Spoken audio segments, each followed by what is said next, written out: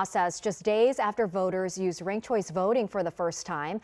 The D.C. Council has just approved funds for semi-open primaries. That means independent voters will be able to vote in either the Republican or Democratic primary in 2028. Rafael Sanchez Cruz spoke to the D.C. woman who is being credited for this change. Rafael, how did this happen?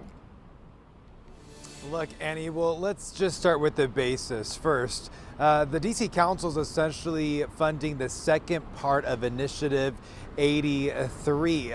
Now, some council members are saying that this is, of course, due to D.C. voters approving this proposal by 72% back in November of 2024. They're also saying that this is necessary more than ever, especially under the Trump administration.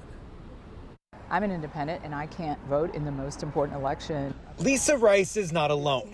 About 86,000 voters in D.C. are not affiliated with a political party, according to data from the Board of Elections. I really need semi-open primaries. Rice is the proposer of Initiative 83. She says this primary was an eye-opener for so many voters like her. We heard from independents who said, why can't I vote in this election today? This is like a watershed election. Last July, the D.C. Council approved funding for part of Initiative 83, ranked choice voting. But they did not fund the portion that allows for independent voters to vote in primaries. I've been most moved by the neighbors that I have had heartfelt conversations with. Council members credit independent voters for changing their minds on this issue. On Tuesday, the D.C. Council allocated $1.1 million to implement semi-open primaries by 2028. In D.C., increasingly in this federal administration, there are people who are removing party affiliation just to keep their jobs. This is what I've been trying to tell you for years. Rice says this is the point she's been making since 2016. We have so many military, high-ranking civil servants.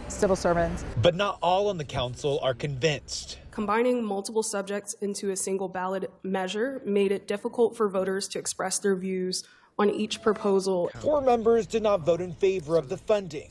I just want to be mindful of where the money is coming from to support this initiative. So I don't support this.